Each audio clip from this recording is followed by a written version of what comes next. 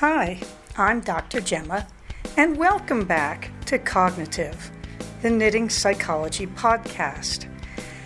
Cheerfully and somewhat irregularly in business since 2008. Segments today may include what's on my hooks, needles, and spindles, a strategy, something I really like, put a lid on it, oh shoot, and blather. So sit back, put your feet up, pick up your knitting, crocheting, spinning, weaving, or dyeing, or any other yarny thing you're doing, and get ready to enjoy. Well, hi there, it's Dr. Gemma, and this is episode 202 of the Cognitive Podcast, the new series. And I can tell you right now, this one is called We Did It, and that's referring to CFRX, that is the Cognitive Fiber Retreat number 10. And what a weekend it was. If you go to the show notes, you can see pictures all through the notes, because really, that's what most of this episode is going to be about. So if this doesn't interest you, I'd like to apologize up front. We just had a wonderful time, as we always do. And of course, the thanks go out this week, the warmest thanks to all the people who have made this what it is for 10 years now. And it has always been an incredibly positive experience. Your comments are welcome. Please feel free to comment on the blog at cognitivepodcast.blogspot.com. Don't forget the K in front of the knit in cognitive. Or you can comment on our group on Ravelry. In the warm thanks department has to go to all the wonderful people who made it happen. Now, I have to say there's a lot of major contenders for this. There's going to be, of course, and I'm looking at the pictures, and there's going to be our wonderful teachers, Steffi Jo and Emily and Ariane and Barbara Potchke. They were amazing. I could not have asked for better. The classes just went off so well this year. I heard nothing but praise. Nothing but praise. And then, of course, we have to thank all the other major players, including our fantastic vendors, Oink and Laser Sheep. Unfortunately, this year, Lisa Souza wasn't able to make it. But I have to say that Oink and Laser Sheep really jumped full-heartedly into the gap there. And they just did a wonderful job. There are pictures of the show colors. Oink's colorway is in the picture in the red tub. And it has a Taco Bell symbol on it. It says, "This yarn is more supreme than the court." And Oink just did a beautiful job on that. And then Laser Sheep did a pretty cool thing. They did dark blue and a neon green, and it glows in the dark. So that was very wonderful. And you can see the wall of color that Oink set up there. And it was just great. They were so sensational. Thank you so much, ladies. And then, of course, we have the usual suspects. We had a lot of support from the Greater Los Angeles Spinning Guild, and I'd like to thank them. We had a huge amount of support from the Orange County Fiberistas. And then I think most of us were just individuals straying in. But those groups have been really great to us since we revived the retreat these last 2 years. So I want to make sure I thank them for that amazing support. It is just as good to say that I know the Guild basically scheduled around us this year as they have before, because their officers and leaders have been members of CFR for years, and they've brought a lot of new people into these retreats. They've been so good to us over the years, and they always support us. And then the OC Fibery says, well, this year, one of their number, Carmen, got Ariane to teach a class on the crossbody bag. And that went really great. And we had Barbara alias Potchke in to teach Tunisian, to be able to do the strap of the bag and get people started on Tunisian, which led to a lot of discussion of having Tunisian next year as well. But we had to get people started on it. And they went just gung-ho on this, that Carmen made a whole bunch of the bags finished that we could give away as raffle prizes. And the group made all these kits to make the bags in the classes. I mean, the support was just outstanding. So warmest thanks to all these people. And I really have to thank Loretta because Loretta did not realize CFR was happening. Kind of my fault, guys. So I messaged her like Monday night and said, hey, you do know. And I was kind of awkward because I'm thinking, oh, maybe she's just avoiding us. Well, she threw herself into it wholeheartedly. And it would not have happened without our own Loretta. I just have to say, this is Loretta 1031 on Ravelry. Man, what we don't owe her isn't worth owing. So I want to thank everybody who came, all the attendees. You can see the picture where Loretta's standing in the middle, by the way. That is Shari, who's a longtime attendee on the left of Loretta. And on the right behind her, you can see Carmen, who was such a force in getting the bag course to go. And there are pictures that are just terrible of people in the classes because every time I would pick up my camera, people would look away. What? But that's okay. I think I was catching people off guard and not warning them. And, it was great. What do you want me to tell you? The classes went great. Now, I do want to tell you that Cognitive Fiber Retreat 10 is now over, and you can still see the information thread there. It is important. We learned a lot of things that I probably should have known by now. Anyway, one of them was that I hadn't posted a schedule till fairly late. And that is to say, with Loretta's ongoing support, I posted it probably at like almost 9 o'clock Saturday morning. And the reason for that was the first CFRs up in Tehachapi, everybody showed up Friday night. They didn't have to. They just did. Nobody ever arrived Saturday morning. So, we would make it up as we went Friday night and we'd put it up Saturday morning. Can't do that anymore because we've switched to a more cosmopolitan location here on the edge of the 5 in Valencia. And some people are just driving up from Southern California. So you'll see a picture of our schedule. We did adapt it slightly for next year, and I'll come to that in a minute. But I'm telling you that it's there because I do want you to realize that's something we will be changing as the years go on. We're going to be a little more on top of putting the schedule in the show notes and the information thread. I do think that's an important indicator that CFR has had some subtle changes over the years. And this is one of them. We're a little more on the commuter side than we used to be. But we're learning, guys. Every time we do this, we learn. Having said that, let's go to what's in progress. Well, in the stash toss, I haven't really tallied that, but I'm looking at 5 new knittable things. That some of it is fiber, some of it is a cluster of gradient skeins. One is a sock tube from Steffi Joe that I just have to get in there and add the heel. It's already steeked. I'm just going to go in and do the heel, and I will have these insanely beautiful socks. You should see these things. I don't know if I have to do the toes, but I'm betting I do. These are wonderful. And so I have to go work that out. But apart from that, I seem to have 5 shaped objects that will become knitted things. So I'm just going to up the how many in by 5 and say 32 in versus 49 out. I did start working on the new sock yarn from the Netwake Studios on Etsy. So in progress, I have socks in Dashing Through the Snow. I want to once again thank our sponsors, including Nanette Wake, who does beautiful work. I cannot recommend her enough, for sponsoring us at CFR 10. Okay, meanwhile, I have not touched really much of anything because last week was getting through my job and getting through the prep for CFR. So you can guarantee I'm still on the Franken socks, the second sock. I'm on the stripes. I think I'm about 4 stripes into it. I really didn't even get to knit much at CFR.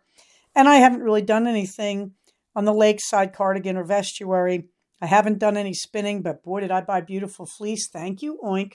So what is the strategy this week? And I know it's really just going to be one thing at a time. That I'm in a very challenging few weeks here. And it should not have been this way for a number of huge reasons. But it is that way, and life is that way. And you just have to realize that life is going to be that way. That, in other words, I get a lot of patients who are struggling with Why did this bad thing happen to me? Or how could this happen? And I don't want to be unsympathetic because, yeah, bad things are bad things. And we all want to try and help each other through them. But one thing is, there's bad and then there's really bad. Like, as I'm saying, I've had this kind of difficult few weeks. You have to realize nobody extremely close to me died suddenly. There's not disaster. I wasn't in a car accident, touch wood. And when you're talking about problems, you do have to think about the scale of your problems, and you do have to put them in some kind of perspective that way. You have to keep looking at a bigger picture. And the reality is, life is that way, that things happen. Things go wrong. You can't count on a problem-free existence. This seems really relevant now because people are getting very stressed and bent out of shape no matter what side of the political divide in America they're on as we approach a presidential election.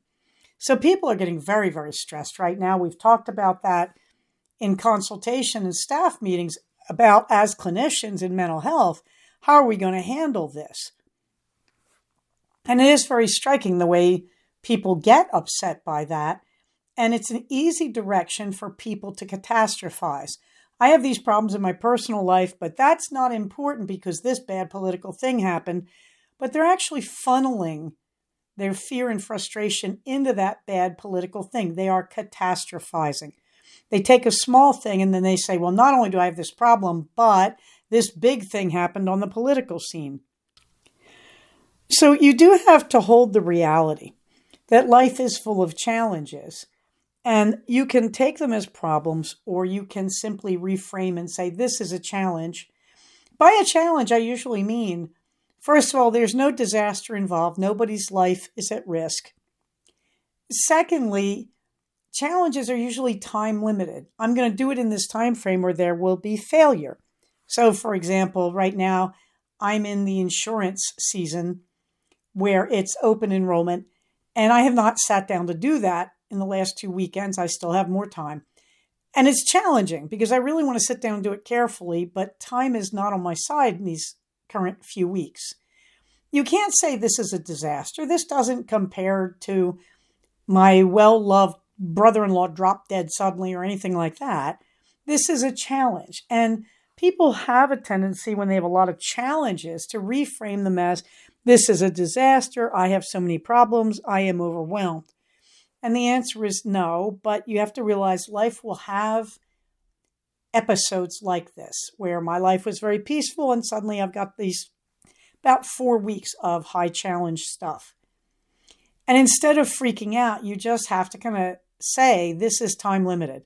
All I have to do is make it until, that's my favorite one, like, hey, if I make it till Halloween, all this stuff will be resolved.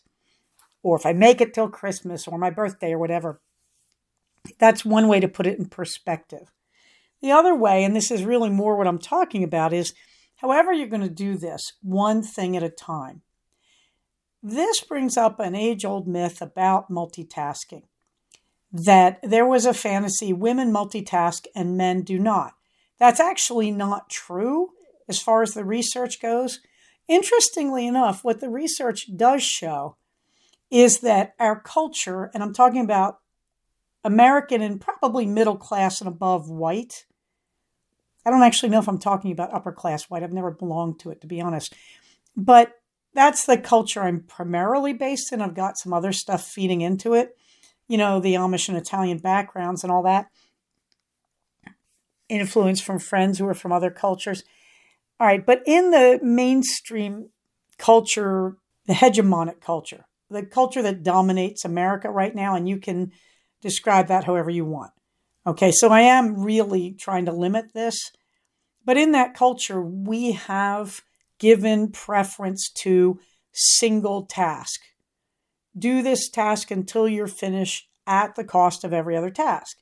And this has led to the discussion that people who are home with children, raising children, that's not just women, but as I was growing up, it was primarily, and this determined the culture, these people can't do that. If you have a toddler and a newborn and a job, you're constantly reprioritizing, you multitask.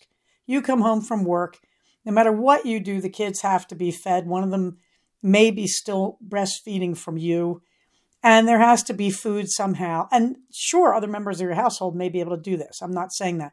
The point is, in that situation, there are those of us, and culturally, in the cultural group I'm talking about, it's primarily been women who are multitasking. And then we have the myth that multitasking doesn't work. Gee, how could that have happened in a sexist, biased culture? Who knows? Anyway, all right, there is research that staying focused on a job doesn't work, except it's demonstrably wrong. That when you do that kind of research, you're assuming someone can stay focused on a single job. Well, if I have 3 kids and I've just come home, picked them up from daycare, and I've now have to see that they are fed and my family is hungry and my husband is tired and he's working on dinner too, but we still have 3 kids who have to be fed. Yeah, everybody's now multitasking. And if you say, well, that's not very efficient, do you think it's efficient not to feed the kids? So there's so much bias in this, is what I'm saying. So as I say one thing at a time, you know what I'm really saying? One thing in short periods, and you prioritize. You acknowledge that you have many things to do, and you prioritize, but you may be prioritizing for short periods of time. So let's take the tired parents come home to 3 hungry kids just back from daycare. Maybe one kid's in 1st or 2nd grade. So they're going to say, we got to feed the kids first. They're going to fall apart before dinner time. Say you have a newborn, so there's only one person who's feeding that kid, and it's going to be the mom. So, all right, prioritize. She's going to sit down and do that right away because that's probably causing her some discomfort too physically. So we're going to take care of 2 people right away by doing that, which means the husband's going to hand the other 2 kids carrots, sticks, and dip or something, and he may start chopping the veg for dinner. And when the mom has finished her thing with the baby, then the mother may come over and put the roast in the oven or whatever. So in a situation like that, when everybody is cooperating and working as a team, you still will have multitasking. But inside of that, you have, okay, mom, you're the only one who can do this job with the newborn, so you must go and do it. And that is your priority. And mom is going to do it. But, what's that going to be? 20 minutes? Half an hour, depending, if the kid is falling asleep and she has to put him down to bed and all that. Okay, so when you're looking at one thing at a time, you're also looking at prioritizing when you have multiple things and giving short bursts of focus to each thing. So when we talk about one thing at a time, we are not throwing multitasking to the wind, which has been a tendency in our culture. We are not going to denigrate the traditional roles of women who work in the home full time. We are not going to glorify the traditional roles of men who get to leave the home and do have jobs where they get to focus more on one thing at a time.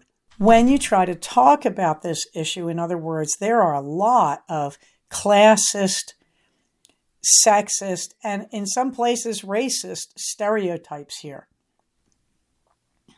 So we have to keep that in mind. Having said all that, every time I organize CFR, it becomes a one thing at a time experience. And that's what this was like this time around. And this is why I'm so grateful to people, because a benefit of doing the one thing at a time and prioritize is sooner or later down the line, you have a chance to learn to delegate. And delegation is a touchy thing. A lot of people are afraid, they micromanage, they're afraid to hand away authority. But one thing at a time can include delegation, saying, I have to do this priority thing. So we go back to the example of the 3 screaming kids and the parents trying to make dinner after a full day of work. So the mom has to do the feeding first of the newborn. So she may delegate. The husband may be ready to go and he's kind of running around, and she says, could you chop up the vegetables for dinner? As soon as I'm finished with the baby, I'll come over and do this other thing, or I'll put them in a sauce and you can get started on the roast or whatever. Or can you give the kids snacks while I'm feeding the newborn? So that's delegation. And again, this is not taking away from one thing at a time. And if you're listening carefully and you listen to this podcast a lot, you're going to hear in the background what I'm always saying about I do everything 15 minutes at a time. There speaks a woman who has stayed at home with a newborn. That's where that skill really comes into play. And I can hear all the heads nodding of all the women who've stayed at home with a newborn, or any of the men too, So, yeah, I want to be clear though, when I'm talking about one thing at a time, I give it a lot of airtime because it's a key skill in cognitive behavioral therapy, specifically in distress tolerance in dialectical behavioral therapy, which is a subset of CogB. But even when we talk about that, you have to learn styles of doing it. And so again, my husband, if you leave him alone, he will take on a project and finish it. And he was trained in a workplace where that was given priority, and that has become his habit. I was not trained that way. And then I had a newborn at home for 6 months. And so I am a multitasker. And I have learned my one thing at a time is not his. My one thing at a time is I'm going to give no more than 15 minutes to a project. And then I'm going to move on because my attention works better that way. There are exceptions. My husband will do something when we're cooperatively working on a project for 15 minutes at a time. When I see patients, I see them for an hour at a time. I may write a report for more than that, although it's rare now these days that I spend like 4 hours straight on a report. But I want to really circle back to the strategy is one thing at a time without catastrophe. One thing at a time, and within one thing at a time. You may break it into small segments like I do. You may do it all at once like my husband would. What you are not to do is say, I must do one thing at a time because the sky is falling, because the politics are bad. Like when you feel overwhelmed by many tasks, when you go to one thing at a time, you're doing it to avoid that kind of thinking, to avoid that catastrophic thought. And you must also manage that thought. Life is this way. You're going to have episodes where you have a lot of responsibilities and you feel very overwhelmed. And as we approach this major presidential election that has so much riding on it in the United States right now, this feeling of catastrophizing and this feeling of overwhelm is going to start filtering down more than likely from that higher general public political level into our perceptions of our own world. And you just have to say, I'm getting through it one thing at a time. And I say that with real feeling because I scheduled a race with my son that I knew would be an all-day event and would involve my husband's cooperation, even though he wouldn't run, followed by CFR.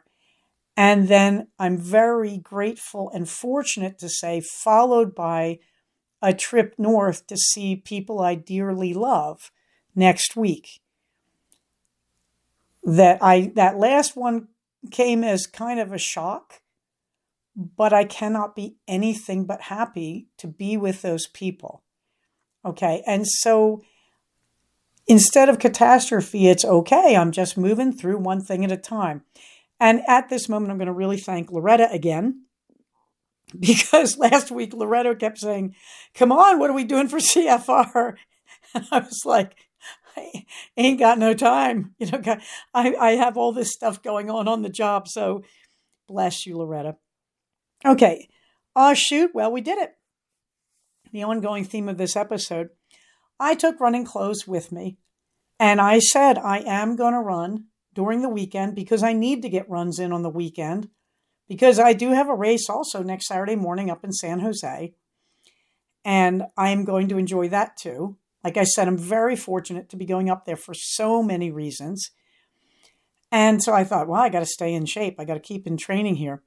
And I had the opportunity in Santa Clarita, very close to the hotel, 5-minute drive, to run virtually the same course we ran, my son and I, in the Be the Light race last week.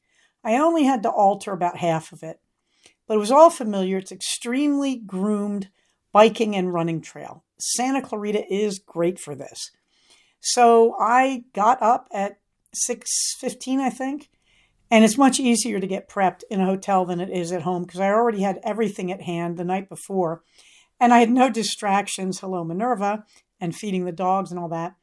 Everything was really at my fingertips. So I went jetting out of there, and I was on the trail easily by like 6:35 or 6:40. And it was flat and fast, but it was a pounding. I realized how I am not used to running on asphalt. So I went out and did a pounding, and it went really well. And to my surprise, I ran roughly the same speed I ran the Be the Light in a week ago. Now, the Be the Light, I was excited going out, and we went out on the downhill for a mile. So I actually ran a 10-minute mile, which I should not do. I'm not in that shape. Normally on the trail, I'm running about a 16, 17-minute mile. On this one, I went out and I ran the same average speed that I ran the Be the Light. So the Be the Light, my average speed was, I think, something like 13 minutes and 8/10, something like that. And I pretty much did that running this one. Now, if you go in the show notes, you will see a picture of a route, but it's the route of the Be the Light. It is not the route I ran this weekend because I wanted to point out that we did get our results from the Be the Light, last weekend. And I did really well. I was 7th in my age group. I'm very happy about that because that includes the male runners. They didn't separate us by gender as far as I can tell. And my time was officially, I think, 44:03. On my timer, I came out higher, but we were timed by chip. That was a computer chip on our bib. So you crossed some sort of starting and finish line. And again, the starting line was very slow. You had to walk around people, and then I went out like a jackrabbit. So you can see my Be the Light results in there too if you're curious, and you can see the trail there. So in terms of We Did It, the theme of this episode, I also did a run on Saturday. I had a terrible night, Friday night, that I was up till 11:30, which is going to happen at a CFR. However, Gin, alias Peachy, delivered the most insanely delicious stuff to me, and I'll come back to that. And anyway, I got myself to bed at 11:30, and my bed was basically a brick with a sheet on it. All night long, I kept waking up because the parts of me against the bed were going numb. It was very weird. It was very hard. So when I woke up at 6:15, I turned off my alarm and said, why not? It's really not enough sleep for me, but really, why not? Because I'm so uncomfortable in bed, and what am I going to do at 6:15 anyway? So I went out and did the run, and that went well. Upcoming, of course, the Rock and Roll 5K up in San Jose. That's really nice. It's literally at the door of my hotel. Why I'm at a hotel is about my plane flights, is about making sure I'm in the right place at the right time to catch my flights. I sort of did the math and said, this is just easier and I can catch buses. So I have my bus pass. I'm really being clever about this, I think. And this is at 7:30 in the morning. So I will be up at my normal time. I will just suit up and go out and do this. And I should be back at 8:30. And I thought, I could be running this around the neighborhoods in San Jose as I've done before up there. I could just go out and do a race. And I will feel good about this because I like the Rock and Roll series. I've run them before. So this is a nice chance to get in a Rock and Roll early in the day before anybody is out and about. After that, we have the Monster Dash coming up in late October, October 26th. I think the beloved son may want to do that. They did switch me in the Santa Clarita Marathon 10K. I requested to be switched to a 5K because you never run a course you're not trained for. And I really don't feel that I'm trained for this. This weekend when I was running, I was trying to figure out the course for that 5K. I was going to sham it. I didn't quite, but who cares right now? And of course, that's in early November. In late December, we've got the Jingle Jog up in Palmdale at Marie Kerr Park. So I'll be waving at Loretta. And then, of course, the Mardi Gras Madness 5K in February. And the Sugar Daddy around Father's Day. Yeah. Trying to keep myself going. In the fluffy books, nothing. I'm still working on the same exact books. Something I really like. I wanted to show you the 10 square purse. This is thanks to Steffi Joe and the Greater LA Spinning Guild. that because Steffi Joe is relocating, they got together and made her this incredibly cool purse. This is 10 granny squares, and each person did a square and designed their own. If you look at the picture on the bottom right, you will see the most adorable sheep that was done by our own Peachy alias Jin. You should blow that picture up and have a good look at it. It's really cute. What you do is you do these 10 squares, and you can do any dimensions you want on your purse. But you're going to fold it. You're going to do them in a straight line. So it's going to be 2 squares by 5 squares. Okay, so strip. And then you fold it so that 2 squares, the middle 2 squares, are the bottom of the purse. And then on the sides of the purse, on each side, you've got 4 squares. So it's 4 squares, then 2 that are the bottom, and 4 squares in that 2 by 5 square strip. On the sides, you have triangles, gussets, which you make just by crocheting across. You start crocheting the row that is the edge of one of those bottom squares, and you're just going to crochet across and connect to the sides. It's just a brilliantly simple single crochet. And you can put a zipper on it. You can put a liner on it. You can put hardware on it and do handles. It's really what you want to do. It's just a really brilliant design. I can't wait to try to make one of these because I have some leftover squares from other projects I found from years ago, and it's just going to be adorable. And hers, as you see in the picture, there's no strap. I will probably add a strap because now I know, thank you, Barbara, how to do a Tunisian crochet strap. So that's something I really like. It's just a very cool idea. I still have all those phone numbers for the voter protection hotlines by state and district. And then there's put a lid on it. Well, put a lid on it. Nothing original here because I did not waylay Peachy enough to get this recipe. And I really want it, Peachy, if I know you're listening. But basically what I want you to know is we had this fabulous weekend of eating, which also goes on at CFR. There have been a few hiccups, as some of you may remember. But it went kind of like this. Friday night, we went over to the Embassy Suites. They kind of hornswoggled me when I tried to get a beautiful room from them. So we don't stay there and we don't do our retreat there because they did a bait and switch on rooms and everything else. However, they have a very nice restaurant at the bar where you can get a pretty good menu at night. And so we have gone over there. What I didn't know is our own hotel, the Courtyard by Marriott in Valencia, also has a pretty good dinner menu. I had never realized this. So we did have some people who ate at the Courtyard. Next year I will try it. But a bunch of us, not knowing this, went over to the Embassy and we had a fun kind of bar dinner. I had a really good salad and I think it was a chopped salad, but I can't remember what it was. If it was a Cobb, because I'm just too tired right now. But anyway, it was nice. It wasn't superb, but it was a very nice dinner. And after that, we all came back. The next morning, we all kind of, I believe, fended for ourselves. I was having protein shakes out the wazoo because I had been out on hot asphalt in a 3.5 mile run. But for lunch, we went over to a place called Baby Tuna. And there's 2 of them in Santa Clarita that I know of. And we went to the one, if you're following this, on Bouquet Canyon. But they're both good. Except you don't go to the one on Copper Hill too early in the day. Because the cook there, no. But the guy who comes in to do lunch and on, great. And I've never had a bad experience at the one over on Bouquet Canyon. Just telling you. We went over there and they were kind of overwhelmed. So the service was not at its usual speed, but I had a poke bowl, which was greens, lettuce, and just incredible toppings. And they kind of put everything on it like a good poke bowl does. So there were pickled cucumbers, there was pickled seaweed, there were onions, there were onion strips, which I had them take off because of the breading. There were just 1,000,001 nice toppings. There was sweet corn, there was edamame. It's so delicious, and the sauce is delicious. And they have a huge, huge menu. You can have pho, you can have ramen, you can have these bowls. They're just awesome. That night for dinner, can you tell I'm doing the blather? I'm trying to carefully, artfully work it in. Have you noticed? You haven't noticed because I'm being really clever, right? Good, thank you. That night for dinner, we went back to the stand over at the mall in Valencia because we went there last year. and they had a huge table we could get. And I believe it was Ariane, and thank you, who called in and reserved it. And by that point, I was so mentally fried. I can't think what I was doing.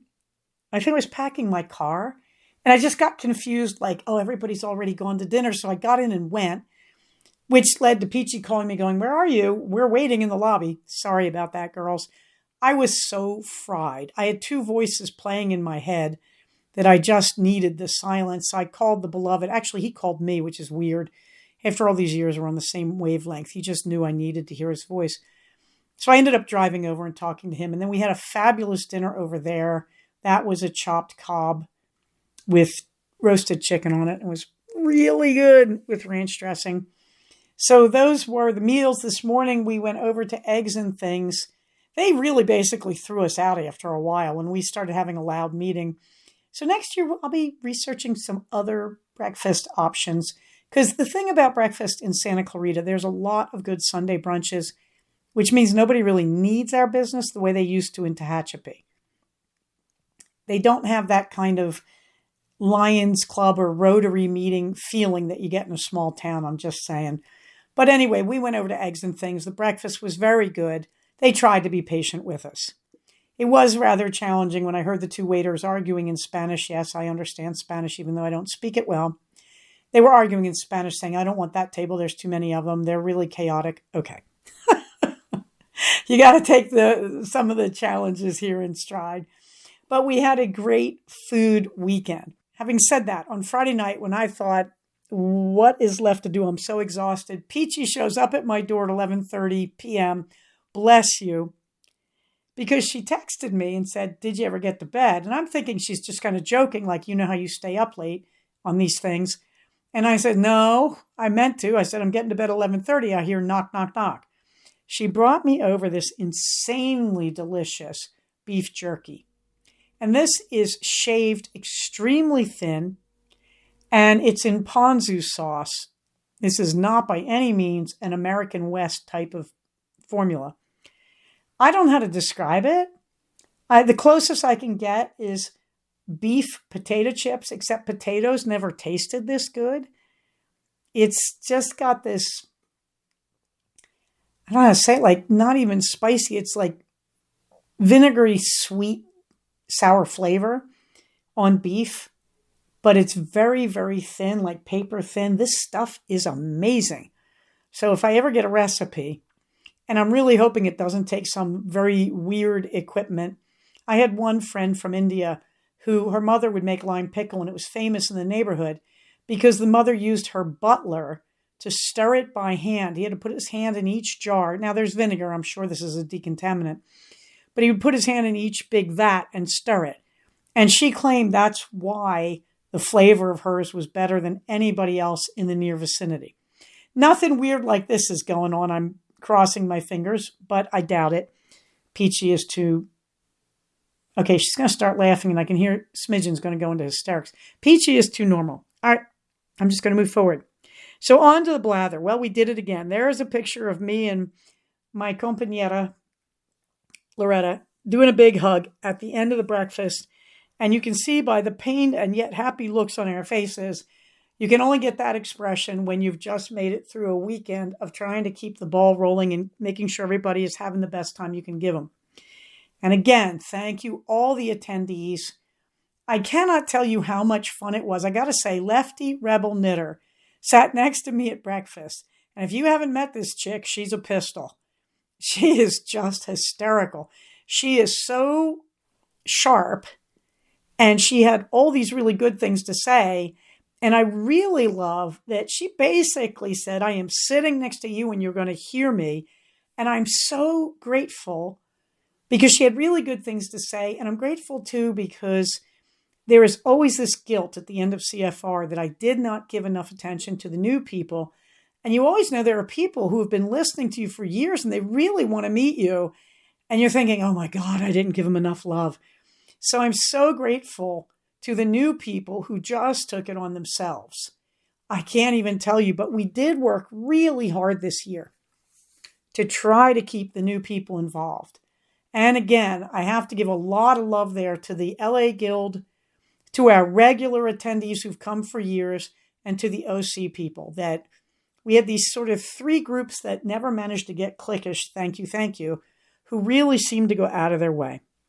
So what did we do at breakfast this morning? We planned CFR 11. And all I can tell you is it's looking like, now it's tentative, the second Saturday in October of 2025.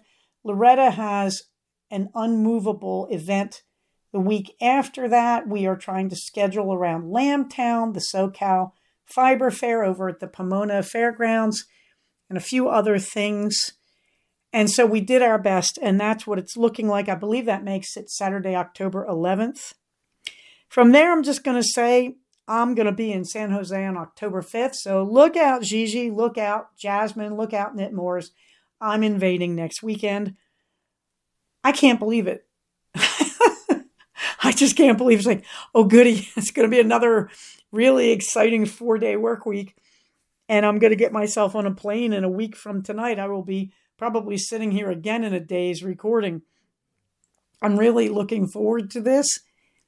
It's an unexpected thing, but it certainly has its pleasures as well.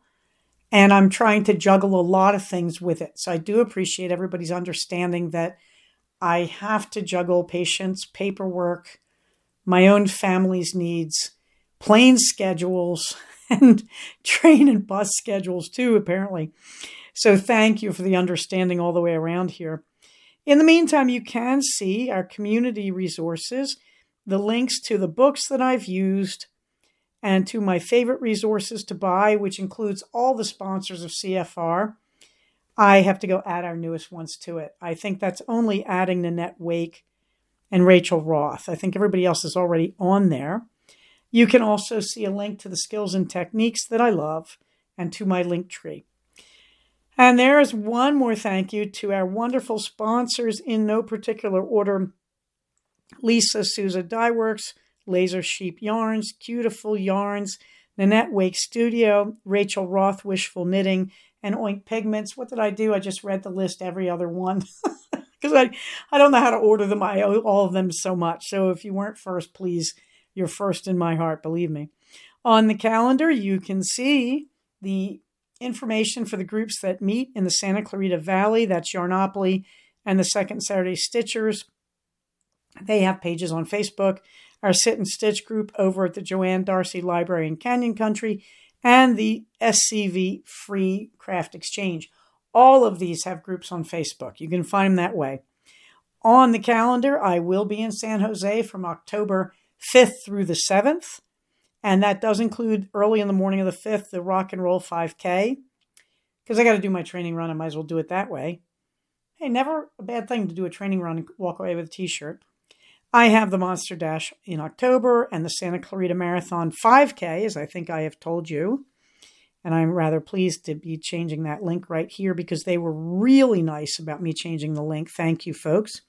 November 28th through December 1st, of course, is my Thanksgiving break. Romule will be December 21st through January 1st or something like that.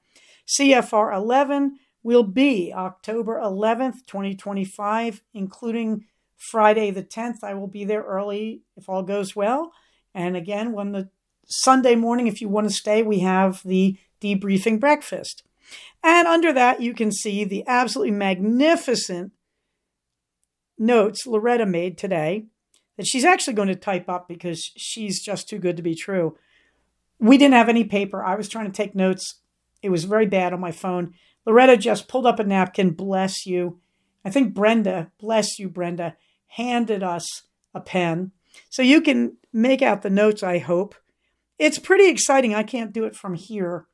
But we're changing the schedule to have fewer but longer classes, so we have more time in the morning to do the introductions and shop, and a little more time at lunch because no matter how hard we try, it didn't work to have 2 hours off for lunch this year. So I came home from that today. I lost my car key. I lost my recorder. I'm using a brand new one here in my left hand today.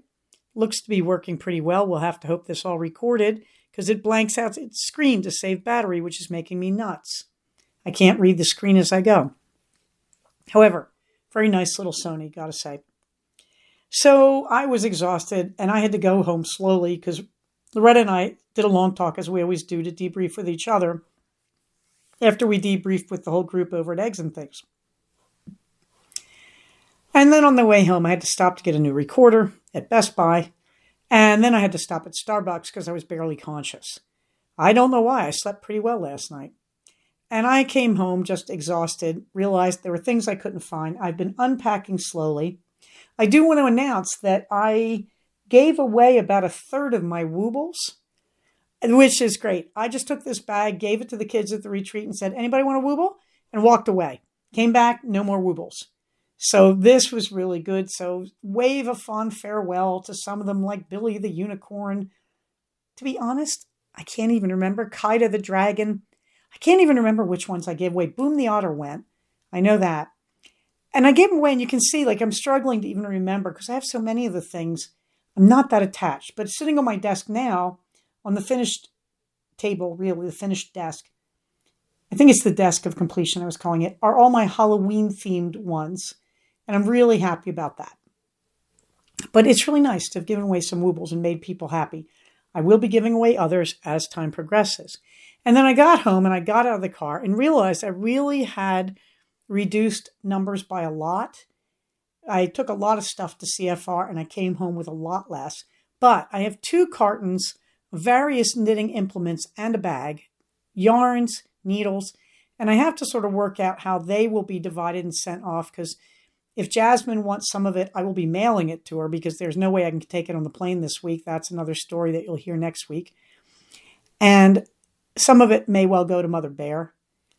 We did a great job. A few of us did the mini skein trade. That was a lot of fun. And I really want to thank our own Jedi mom, Stacy, who let me roam insanely through her little minis. And that was wonderful.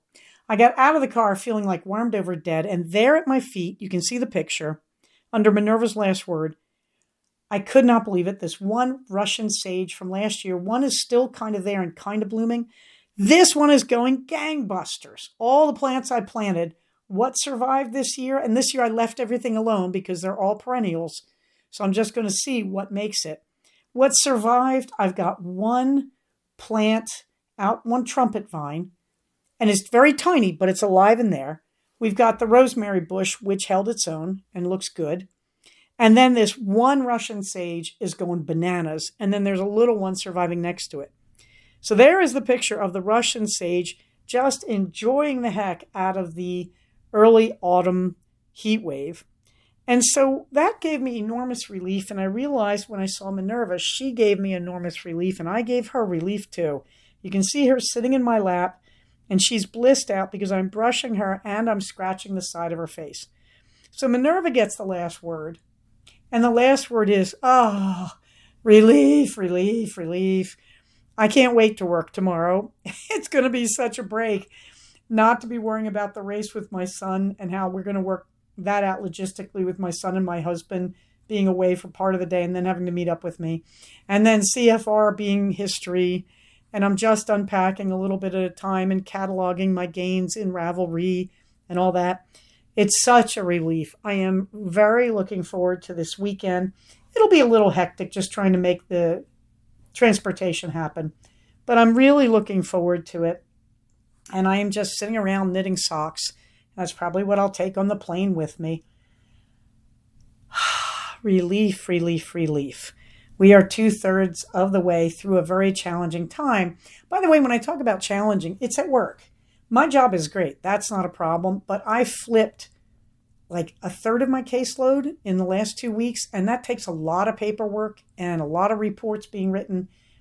And I've had 1 or 2 really dangerous cases, dangerous to them. Thank you, not to me. I love working from home. So that's where a lot of this pressure has come from.